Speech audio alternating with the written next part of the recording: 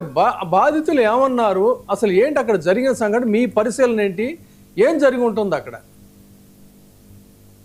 Sir, ముఖ్యంగా ముందుగా పెద్దలు మీకు ప్యానెల్లో ఉన్న పెద్దలందరికీ కూడా హృదయపూర్వక ధన్యవాదాలండి. చాలా బాధాకరమైన విషయం ఏంటంటే, న్యాయమూర్తులు ఉన్నారు, వాళ్ళకు కూడా ఏదైనా కానీ చట్టం తన పరిధిలో తీసుకోవాల్సినటువంటి కార్యక్రమాలు చేసిన తర్వాత ఏదైనా కానీ ఎవరైనా నేరస్తుడు అనేది ప్రూవ్ అయ్యేది కోర్టులో ప్రూవ్ అవుతుంది. యాక్చువల్గా శిక్ష అనేది కూడా మనకు అక్కడే పడుతుంది.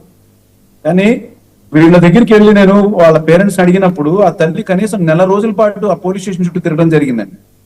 అయితే వాళ్ళ ఇంట్లో కొన్ని కేసుల గురించి తెలియని వాళ్ళు లేరు. ఎందుకంటే వాళ్ళ ఎవరైతే ఈ చనిపోయిన కుర్రాడు వాళ్ళ పిన్నే హైకోర్టు అడ్వకేట్ అంటే ఆవిడ.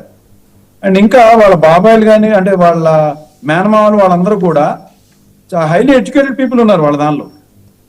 అయినా కూడా ఆవిడ గౌరవించి చట్టం మీద ఉన్నటువంటి గౌరవంతో ఆవిడ పోలీస్ స్టేషన్కి వెళ్ళి మా అబ్బాయి మీద నిజమో అబద్ధమో ఒక కేసు అయితే ఉంది, అది కోర్టులో ఉంది, దానికి సంబంధించి మీరు అరెస్ట్ చేశారు, కానీ అతను బెయిల్నే బయటకు వచ్చి ఎక్కడో దూరంగా బ్రతుకుతున్న అతన్ని మీరు ఎందుకు తీసుకొచ్చారు, తీసుకొచ్చినప్పుడు మా అబ్బాయిని కోర్టు కన్నా పెట్టండి లేదా నాకన్నా అప్పచెప్పండి అని చెప్పానంటే మేము పంపించేస్తాం వెళ్ళమ్మా అని చెప్పని ఆవిడ చెప్పడం జరిగింది.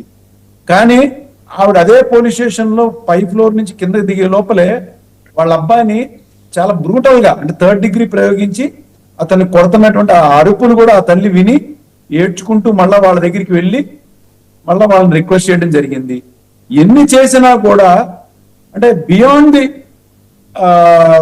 ఒక పోలీస్ అనే ఆయన యొక్క లిమిట్స్ దాటి ప్రవర్తించారనే దానికి అదొక ఆల్మోస్ట్ చాలా క్లియర్ కట్ మనకి ఎవిడెన్సెస్ కూడా ఆల్మోస్ట్ ఉన్నాయి.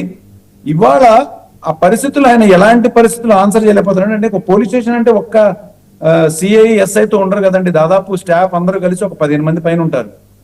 ఇంతమందికి తెలిసే విధంగా ఆ పర్సన్ ని ఎక్కడికి తీసుకెళ్లారు, ఆ తర్వాత ఏం చేశారు అనే విషయాన్ని